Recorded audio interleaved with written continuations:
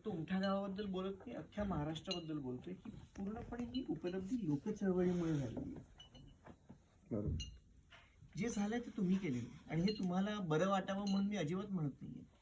मी अशा कारणासाठी सांगतोय कारण ही उपलब्धी नाजूक आहे म्हणून मी सांगतोय. ही उपलब्धी अत्यंत नाजूक आहे. तुम्ही इकडे येता का? ही जशी आली इथे नाव बोला बोला. तशी ती जाऊ पण शकते. असं नाहीये की आपण गृहीत धरू शकतो की लोकांमध्ये हा उत्साह कायमचा राहील. थोडा विचार करा, जलसंधारणाच्या विज्ञानात काय नवीन आहे? काहीच नाही. पाणी फाउंडेशनने कोणतीही नवीन गोष्ट सांगितली नाही. शासन, अतिशय विद्वान लोकांनी अनेक वर्षांपासून जलसंधारणावरती काम केलेलं आहे. त्यासाठी पैसा दिलेला आहे, त्यासाठी मोहिमा आखलेल्या आहेत. त्यासाठी आपल्या एकूण एक हे एसटीच्या बस आणि रिक्षाच्या मागे काय लिहिलं असायचं? पाणी अडवा, पाणी जिरवा. बरोबर? झाडे लावा, झाडे लावा. त्याने पाणी अडलं का? नाही. काय अडत होतं? पैशाच्या अभावी अडलं नाही. सरकारी आशीर्वाद नव्हता. काय अडचण काय होती? लोकसहभाग. बरोबर. लोकांना असं कधी वाटत नव्हतं की हा माझा प्रश्न आहे आणि मी माझ्या प्रयत्नाने खरोखर सोडवू शकते किंवा सोडू शकतो.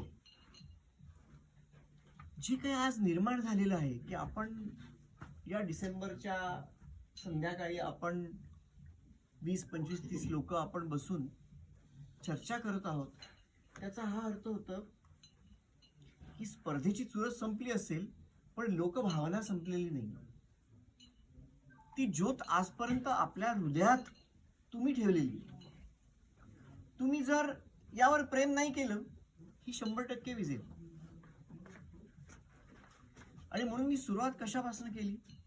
ट्रेनिंग पासून. की ट्रेनिंग मध्ये किती जण उपस्थित होती. आणि त्याचं कारण आहे की या संपूर्ण चळवळीचा आधार काय आहे? ज्ञान. ज्ञानापेक्षा म्हणजे मला असं वाटतं की ज्ञानापेक्षा कदाचित त्या म्हणजे अनेक गोष्टी महत्वाच्या आहेत, पण ज्ञानाचं अनन्यसाधारण महत्व आहे. ही जी सरस्वती आहे हिला आपण जर पूजलं नाही तर त्याला काही आपण पुढे नाही जाऊ शकणार. पण ज्ञानासाठी आपल्याला पूजा करण्याची गरज नाहीये. त्याच्यासाठी आपल्याला काय द्यावं लागेल? वेळ द्यावा लागेल. अनेक वेळेला गावामध्ये काय होतं की काही लोकांचं ते काम ठरतं. ट्रेनिंगला इथे ट्रेनिंगची लोक आहेत. हा काय ठेका घेतलाय कोणी ट्रेनिंग घ्यायचा? कोणीही गाव सुधारण्याचा ट्रेनिंग घेण्याचा ठेका घेतलेला नसतो. त्यांच्या मनात गावाबद्दल प्रेम असतं, तळमळ असते, म्हणून ते जातात. घड्याळाला 24 तास. बरोबर? प्रत्येकाला परमेश्वरांनी 24 तासच दिलेत. कोणाला जास्त वेळ कमी वेळ असा नसतो ना. की गुरुजींना देवाने 36 तास दिले आहेत आणि दुसऱ्याला फक्त 8 तास आहेत, तिसऱ्याला फक्त 4 तास आहेत, असं नाही. प्रत्येकाजवळ तेवढाच वेळ असतो. आपण त्या वेळेचा वापर कसा करू हे आपल्याला ठरवायचं. हे आपला निर्णय. आणि आपला निर्णय घेताना आपण लक्षात ठेवलं पाहिजे की ज्ञान आणि रोजचा व्यवहार. हे बघा, रोजची कामं प्रत्येकाला आहेत. जे काही रुटीन असेल, असं जगातलं कोणताही व्यक्ती नाहीये की ज्यांना डेली रुटीन नाहीये. पण डेली रुटीन हा डेली रुटीन असतो. ज्ञानामुळे तुमचं डेली रुटीन बदलू शकतं. डेली रुटीनमुळे तुमचं ज्ञान नाही बदलणार. ज्ञानामुळे पूर्ण आयुष्य बदलू शकतं. बरोबर? तर त्यामुळे ज्ञान देणं हे आम्ही समजतो की पाणी फाउंडेशनचे ऍक्च्युली आमची भूमिका काय आहे की आम्ही ज्ञान घेऊन येतो गावागावामध्ये. हे ज्ञान आमचं स्वतःच आहे का? अजिबात नाही. आम्ही कोणी विद्वान लोक वगैरे काही नाही आहोत. आम्ही संवाद साधू शकतो. हे ज्ञान आम्ही कोणाकडनं आणलेलं आहे? तर अतिशय चांगल्या विद्वान शेतकरी गावकऱ्यांकडनं की ज्यांनी अनेक गोष्टी यशस्वीरित्या केल्या. जसं उदाहरण दाखल, आपलं जलव्यवस्थापनाचं ज्ञान फार मोठा आधार पोपटराव पवार साहेबांचा आहे. पोपटराव पवार साहेब मोठे इंजिनियर आहेत का? नाही. पण त्यांनी काय केलंय? त्यांनी स्वतः हे सगळे प्रयत्न केलेले आहेत आणि प्रयत्न करता करता, मेहनत करता करता, गावाला बांधता बांधता ते ज्ञान त्यांनी प्राप्त केलं. बरोबर. ते ज्ञान आता आपल्याला काय आमचं काय कर्तव्य आहे? ते गावोगावी नेणं. का? कारण ज्ञान ही अशी एक गोष्ट आहे की आपण जेवढं वाटू ना ती वाढते, कमी नाही होत. जेवढं तुम्ही वाटाल तेवढं ते वाढेल. त्यामुळे माझी सर्वांना कळकळीची विनंती आहे की ट्रेनिंगची संधी सोडू नका. हे ट्रेनिंग तयार करण्यामागे मी तुम्हाला सांगू शकत नाही की किती मेहनत आहे, किती कष्ट आहेत, किती तळमळ आहे. हे ते ट्रेनिंग आहे आणि मला पूर्ण कल्पना आहे की हे ट्रेनिंग लांब चालतं. म्हणजे आमच्या टीमला सुद्धा जेव्हा आम्ही सांगितलं की आता दुसरं सेशन 4.5 तासांचं, तेव्हा सर्वजण म्हणाली, अरे 4.5 तास गावकरी कसे बसतील? 4.5 तास कमी नाहीये.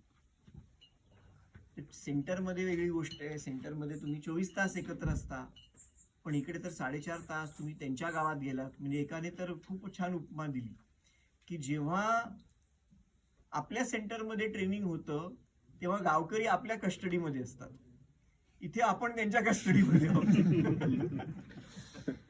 मी म्हणलो ठीक आहे, हे सगळं काय म्हणतात विनोदासाठी ठीक आहे, पण मला एक साधा प्रश्न विचारायचा तुम्हाला. आपण गावांना काय सांगितलं पहिल्या सेशनमध्ये? ही स्पर्धा आपल्यापैकी चेहऱ्यावरनं मला लक्षात येतं की आपल्याला ठाऊक नाहीये की काय झालंय. मी सांगतो तुम्हाला, आपल्या पहिल्या सेशनमध्ये आपण एक ध्यान होतं, अतिशय सुंदर ध्यान आहे. आणि अजूनही मी म्हणेन की आपलं जे मंदिर आहे त्या मंदिरामध्ये ते ध्यान गुरुजींची परवानगी असेल तर आपण सर्व गावकऱ्यांसाठी वाजवावं. त्या ध्यानामध्ये फक्त आपल्याला गावात येणारे अनेक आवाज ऐकू येतात आणि त्या आवाजावरनं आपल्या मनात आपल्याला स्वप्न पाहायचंय. कोणासाठी स्वप्न पाहायचंय? आमिर खानसाठी स्वप्न पाहायचंय का? सत्यजित भटकरसाठी स्वप्न पाहायचंय? आपल्या गावासाठी, आपल्या आयुष्यासाठी, आपल्या मुलांसाठी, आपल्या नातवांसाठी, आपल्या कुटुंबासाठी, आपल्या मित्रासाठी, आपल्या शेजाऱ्यासाठी, आपल्या मित्रासाठी, आपल्या वैऱ्यासाठी, सर्वांसाठी आपल्याला स्वप्न पाहायचंय. आणि हे स्वप्न आपण पाहिल्यानंतर आपले ट्रेनर गावकऱ्यांना विचारतात की तुम्ही काय पाहिलं, तुम्ही काय पाहिलं, तुम्ही काय पाहिलं. तर कोणी म्हणतो मी गावात हसणाऱ्या मुलांचे आवाज ऐकू आले. कोणी म्हणतो मला सुखाने नांदणारे कुटुंब मला दिसले. कोणी म्हणालं की आम्हाला घरात खूप छान पंचपक्वान असलेलं घर आम्हाला मिळालं. कोणी म्हणालं की आम्हाला खूप सुंदर झाडी दिसली, प्लांटेशन दिसली. कोणी म्हणालं आम्हाला समृद्ध शेती दिसली. कोणी म्हणालं की आम्हाला शेतीतून निर्माण होणारा खळखळणारा पैसा ऐकू आला. कोणी म्हणालं आम्हाला पाण्याचे आवाज ऐकू आले, पक्ष्यांचे आवाज ऐकू आले. ही सगळी स्वप्न आपण पाहिली आणि ही सगळी स्वप्न जेव्हा गावकरी व्यक्त करतात आपण लिहित जातो आणि त्यातनं काय निर्माण होतं? समृद्ध गाव स्पर्धेचे स्तंभ. म्हणजे हे स्तंभ काय आहेत? हे स्तंभ स्पर्धा आहे की आपलं स्वप्न आहे? आपलं स्वप्न. त्यामुळे स्पर्धा इम्पॉर्टंट नाहीये. मला माहितीये उमठा राज्य पातळीवरती नंबर घेऊन आलेलं गाव आहे, पण राज्य पातळीवरती नंबर घेण्यापेक्षा आपलं आयुष्य घडवणं कितीतरी जास्त इम्पॉर्टंट. माझं असं म्हणणं नाहीये की पुन्हा तुम्ही जिंकू नका, पण माझं असं म्हणणं आहे की आपण आता एक प्रकारे आपल्यामध्ये एक मॅच्युरिटी आलेली आहे. आपण 4 वर्ष 3 वर्ष एका प्रक्रियेमध्ये राहिलेलो आहोत. त्या प्रक्रियेमधनं आपण परिपक्व होऊन आपण बाहेर पडलेलो आहोत. ही परिपक्वता आता आपल्या कृतीमध्ये आपल्याला आणण्याची गरज आहे. पाणी फाउंडेशनचं एक वचन आहे की हा प्रत्येक स्तंभ असेल, झाडांबद्दल असेल, गवताबद्दल असेल, उदरनिर्वाहाबद्दल असेल, मार्केटबद्दल असेल, या सर्व स्तंभांबद्दल ज्ञान, विज्ञान आणि चांगल्या माणसांची जोड देण्याचं कर्तव्य आणि वचन आहे आमचं. 100% देऊ. आज संत्र्याचा एवढा भीषण प्रश्न निर्माण झालेला आहे की झाडांवरती अशीच पिकलेली संत्री आहेत. वर्षभर कष्ट करून, खर्च करून हे आणलेलं पीक काय होईल, काय होणार नाही अशी परिस्थिती आहे. का? कारण मार्केट नाही. साहेब, काल संध्याकाळी याच वेळेला मी नाशिक शहरात होतो. नाशिक शहराच्या बाहेर ओझर नावाची जागा आहे, मोहाडी बरोबर नाव त्या गावाचं. सह्याद्री फार्म्स नावाच्या कंपनीची वार्षिक सर्वसाधारण सभा होती, जिथे मला प्रमुख पाहुणे म्हणून बोलवलं होतं. सह्याद्री फार्म्स बद्दल किती लोकांनी ऐकलेलं आहे इकडे? विलास शिंदे त्याचे संचालक आहेत, चेअरमन आहेत. नाही, ठीक आहे, मग मी सांगतो. सह्याद्री फार्म्स ही निव्वळ शेतकऱ्यांनी सुरू केलेली कंपनी. शेतकरी मालक, शेतकरी चालक, शेतकरी सर्वे सर्वा. सुरुवात झाली फक्त द्राक्षातनं. आज 12 वेगवेगळ्या मालामध्ये ती कंपनी काम करते. त्यामध्ये टमॅटो आहे, वांगी आहे, गवार आहे, फरसबी आहे, अनेक अशा गोष्टी. वार्षिक सर्वसाधारण सभा कंपनीची. सगळे आपल्यासारखे टोपी घातलेले शेतकरी समोर उभे आहेत आणि त्याचे अकाउंट पास होत आहेत. काय उलाढाल असेल त्या कंपनीची सांगा मला. 50 लाख, हा? 50-60 लाख रुपये. 50-60 लाख रुपये. आपण सांगा. 1-2 करोडच्या जवळपास. आणि कोणी सांगा. 10-12 करोड. 10-12 करोड. आणि कोणी सांगा. 20 करोड. 20 करोड. आणि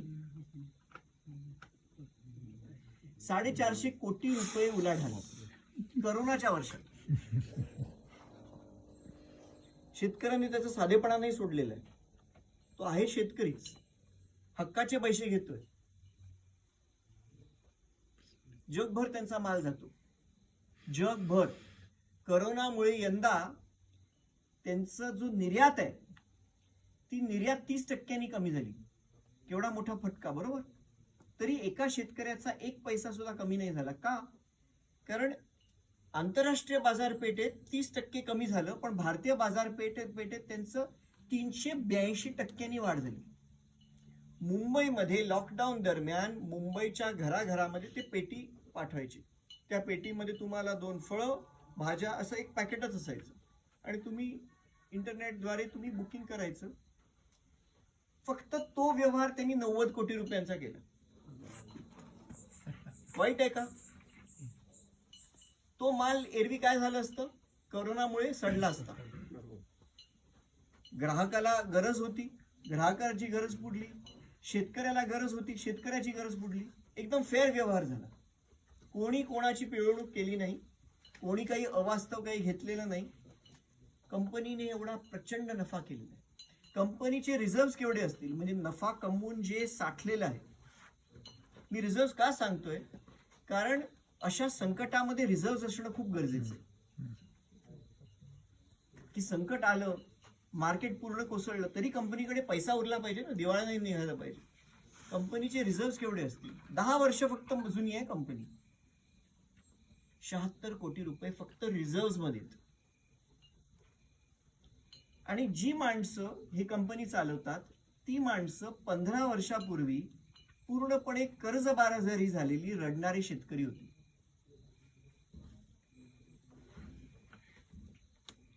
की आता आपलं शेत, घर सगळं विकलं जाईल या परिस्थितीत होते. त्यातनं ते बाहेर का पडले? म्हणजे विलास शिंदे साहेब यांच्या जीवनावरती आणि या कंपनीवरती आपण एक फिल्मच बनवणार आहोत, म्हणजे जी आपण सर्वांना आपल्या ट्रेनिंग मध्ये येईलच. उद्दिष्ट हे नाहीये की ते किती महान आहेत हे सांगणं. आपण आजपर्यंत कधी कोणाची व्यक्तिपूजा केलेली आहे का? तर त्यामुळे कोणाचीच नाही करायची. कारण मुद्दा हा नाही की विलासजी केवढे महान आहेत, मुद्दा हा आहे की प्रत्येक शेतकरी महान होऊ शकतो. की जो शेतकरी पूर्णपणे कर्जाने ग्रासलेला होता तो त्यातनं बाहेर कशामुळे पडला, त्याच्याकडे काय झालं, 12 वर्ष धक्के खात होता, 10 वर्षात एवढा प्रचंड वाढ कशामुळे झाली, लॉटरी लागली, काय झाली? एकच गोष्ट मिळाली त्यांना. 12 वर्ष धक्के खाऊन विलासजी स्वतः म्हणतात मी ते धक्के खातले नसते तर आज सह्याद्री उभी झाली नसती. मी म्हणलो कसं? काय करायचं नाही याचं मला ज्ञान मिळत गेलं. काय करायचं याचं ज्ञान ही एक गोष्ट, काय करायचं नाही हेही ज्ञान मला मिळालं. ही एक ऑपॉर्च्युनिटी आहे. तुम्ही संत्रा मोसंबीचे शेतकरी आहात. जगभर नागपूरचा संत्रा, नागपूरचा संत्रा, नागपूरचा संत्रा. अरे नागपूरच्या संत्र्याच्या शेतकऱ्याची आज हालत काय? ही कोणी तुम्हाला येऊन बदलणार आहे का? पण तुम्ही बदलू शकता. जसं पाण्याच्या बाबत तुम्ही बदललं तसं संत्र्याच्या बाबत सुद्धा तुम्ही बदलू शकता. हे ज्ञान सुद्धा आपल्या स्पर्धेअंतर्गत दिलं जाणार आहे. पण करायला कोणाला लागणार आहे? मी आहे का संत्र्याचा शेतकरी? नाही. जसं पाण्याबाबत कोणी केलं? तुम्ही केलं. पाणी कोणाला मिळालं? गावाला. तुम्हाला मिळालं. संत्र्याबाबत तुम्ही करा, शेतीबाबत तुम्हाला करा, तुम्हाला मिळणार. आणि तिसरा कोणत्याही मागण्याचा अधिकार नाही तुम्ही द्यावं. आमची इच्छा हीच आहे की गाव सुखी व्हावं, हावरट नव्हे पण सुखी व्हावं. नोकरी करणाऱ्या माणसाला जसं ठाऊक आहे की आपल्याला महिन्याच्या पहिल्या तारखेला एवढे एवढे पैसे मिळणार आहे, खात्री आहे त्याला. शेतकऱ्याला पण खात्री असली पाहिजे आपल्या व्यवसायावर की आपण एक चांगलं आयुष्य, ज्याच्यामध्ये आपलं कुटुंब, आपले आई वडील, आपली मुलं, आपलं शिक्षण, आपलं आरोग्य, ज्या आपल्या प्राथमिक गरजा आहेत त्या कोणासमोर हात न पसरता हक्काने, अभिमानाने आपण मस्त जीवन जगता आलं पाहिजे. सुखी समाधानी जीवन जगता आलं पाहिजे.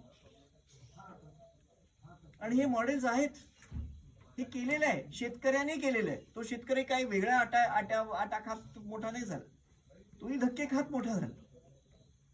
आणि इतकी आनंदाची आणि अभिमानाची गोष्ट की शेतीच हा एक व्यवसाय आहे की जिथे शेतकरी, मी पाहतो की प्रत्येक शेतकरी जो काहीतरी नवीन शिकलेला आहे ना, त्याला आपलं ज्ञान द्यायचंय. तो लपवत नाही की माझी ट्रेड सिक्रेट आहे, मी कोणाला नाही सांगणार.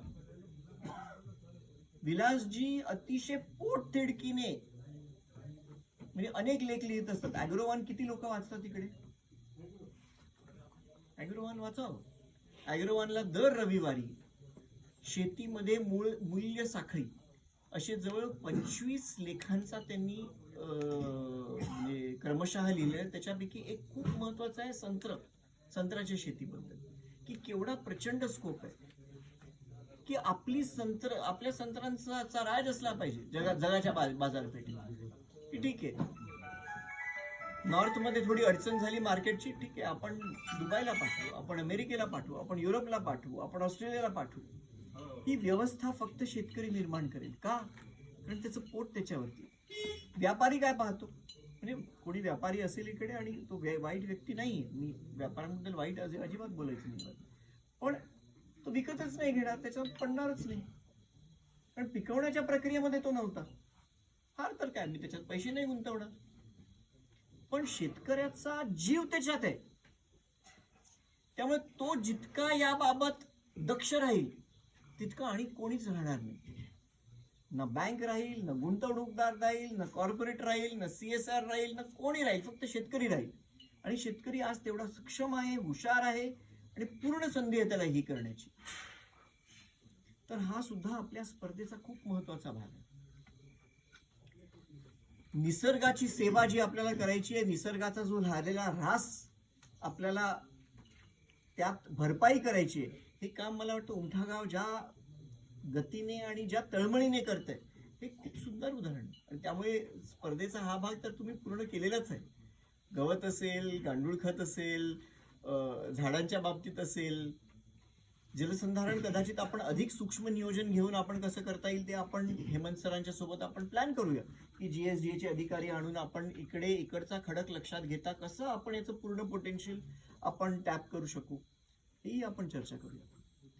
जलव्यवस्थापन जो या स्पर्धेचा गाभा आहे, ते जलव्यवस्थापन कसं करायचं, मात्र ते तुम्ही या ट्रेनिंगला बसल्याशिवाय होणार नाही. हे ट्रेनिंगसाठी तुम्हाला बसावं लागणार आहे. आणि मला माहिती आहे उंठ्याचं ट्रेनिंग पूर्ण झालंय, पण पुन्हा करू. हेमंत सर, सत्यवान सर सक्षम आहेत, ते तुमच्यासमोर ऑफलाईन मोड मध्ये करतील.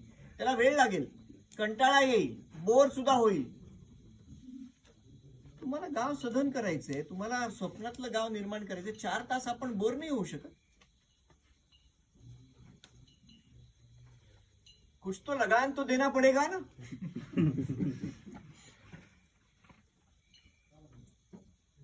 कष्टाशिवाय फळ कसं मिळणार? तर असं नाही की नाही, ट्रेनिंग घेण्याचं काम सरपंच साहेबांचं, मग ते सांगतील आम्हाला काय करायचं. नाही, हे ज्ञान प्रत्येकाने, हे आपलं ज्ञान आहे. लक्षात ठेवा, ज्ञान हे तुम्ही जर घेतलं तर ते तुमच्याकडनं या जन्मात कोणी तुम्हाला वेगळं नाही करू शकत त्या ज्ञानापासून. ते अमृत आहे, ते तुमचं झालं. आणि अनेक विषयात हे मिळणार आहे तुम्हाला. शेतीचा जमा खर्च कसा सांभाळावा, शेतीतनं वर्षाला लाखभर रुपये कसे कमवायचे, असे अनेक प्रश्नांवरती आपण ट्रेनिंग देणार आहोत. तर आपण दोन पद्धतीने पाहू शकतो. काही लोक हे हेमंत सर माणूस चांगला आहे पण येतो दर 2-3 आठवड्यानंतर आणि बोलतो की ट्रेनिंगला या, आम्हाला काही दुसरी कामं नाही आहेत का. ठरवा, हे तुम्हाला ठरवायचं की हे काम महत्वाचं आहे की नाही. आपल्या स्वप्नातलं गाव, किंवा असं म्हणा की मला विश्वासच नाही ते आपल्या स्वप्नातलं गाव बनणार नाही, हे सगळं काही उगी काल्पनिक आहे. ते ठीक आहे, लोक येतात शहरातनं उगाच बोंबलतात आणि जातात, पण नाही बनत. ही जर समज असेल तर काही अडचण नाही, पुढच्या गावाला आपण जाऊ. पण जर आपल्याला अतिशय मनापासनं आपल्या स्वप्नातलं गाव बनवायचंय आणि तेही 20 वर्षात बनवायचंय नाही, 2 वर्षात बनवायचं, तर त्यासाठी टीम पाहिजे आणि टीमला ज्ञान पाहिजे.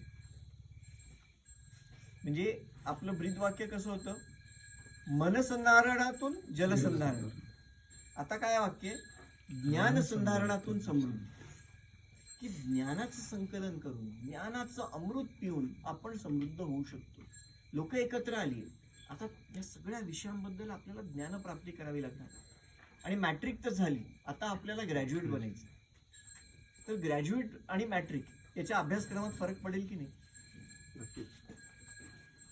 तर 4 तासाचं प्रशिक्षण बसायला तयार करा, त्याला इलाज नाहीये. पण आणि काय देतो पाणी फाउंडेशन? पाणी फाउंडेशन काही पैसे देतं नाही. पाणी फाउंडेशन आणि काय देतं तुम्हाला? आम्ही फक्त हेच देऊ शकतो जे अनेक चांगल्या विद्वान लोकांनी तयार केलेलं ज्ञान, त्याचा सार घेऊन, त्याचं मॉड्यूल बनवून आणि सर्वात चांगले तळमळीचे ट्रेनर तयार करून आपण ते तुमच्यापर्यंत पोहोचवण्याचा प्रयत्न करू. हे समोरासमोर ट्रेनिंग दिलं असतं तर म्हणजे आम्हाला सर्वात जास्त आनंद झाला असता. त्याच्यासाठी सगळा बंदोबस्त खर्च तो ऑलरेडी आम्ही केलेलाच आहे. पण करोनामुळे ते सध्या शक्य नाही आणि ती रिस्क घेणं सध्या तरी मला अयोग्य वाटते. पुढे आणि परिस्थिती निवडल्यानंतर आपण पाहू शकतो. पण आपल्याला असं नको आहे ना की काहीतरी सुरू केलं मग पुन्हा हे आलं, मग लोक उगाच नावं ठेवतात. त्याच्यापेक्षा आपण सगळे नियम पाळून आपण तूर्त ही जी पद्धत हायब्रिड मॉडेल मध्ये आपली ट्रेनिंग चालू आहे ती घ्या. आणि जग जिंकण्यासाठी आपल्याला तुम्ही बघाल की तुम्ही हे ट्रेनिंग आनंदाने याच्यामध्ये भाग घेतला तर खूप खूप खूप मिळणार आहे तुम्हाला. म्हणजे आपल्या सर्वांना खूप मिळणार. आणि महाराष्ट्रभर जसं आज आपण बसलेलो आहोत, शेकडो गावामध्ये ही चळवळ जोर धरते. मी पाहतोय की ही चळवळ जोर धरते. अशी गावं आहेत की जिथे आपण जेवढी लोक बसलेलो आहोत त्याच्यापेक्षा तिप्पट जास्त लोक रात्री 11 आणि 12 वाजेपर्यंत ट्रेनिंग घेत असतात. त्या गावामध्ये भांडण असतं नाही, आम्ही 5 लोकांना नाही बसू देणार, 70 लोक बसतील, 100 लोक बसतील. का? कारण त्या गावाला लक्षात आलेलं आहे की ह्या ज्ञानातनं काहीतरी आपण पुढचं पाऊल टाकू शकतो, पुढचं पाऊल टाकू शकतो. तर मग करायचं का आपण? हा, सर्वांनी मिळून आपण केलं तर खूप म्हणजे चमत्कार आपण घडवू शकतो. आपण विलासजींची बद्दलची म्हणजे सह्याद्री फार्म्स बद्दलची फिल्म पाहाल तेव्हा तुम्हाला लक्षात येईल की शेतकरी केवढी प्रचंड निर्मिती क्षमता आहे. ही आपल्याच महाराष्ट्रातल्या आपल्याच मातीतून अशा शेतकऱ्यांनी केलेली आहे की कुठे सरकारी आशीर्वाद नाही की सबसिडी मिळाली, काही नाही. त्या शेतकऱ्यांनी त्यांच्या कष्टाने, जिद्दीने आणि ज्ञानाने जे वैभव निर्माण केलेलं आहे ते आपल्या सर्वांना शेअर करायला तयार आहेत. त्यांना आनंद आहे त्यात की तुम्ही पण करा, कोणीही करू शकतो. फक्त आपल्याला जिद्द पाहिजे, कष्ट करावे लागतील आणि ते ज्ञान घ्यावं लागेल. आणि तिसरी काहीही गोष्ट नाही, याची जर तयारी असली तर जग आहे जिंकण्यासाठी. बस माझं बोलणं झालं. नाही, भाषण तुम्ही कोणी काही, हा तुम्ही बोला, विचारा.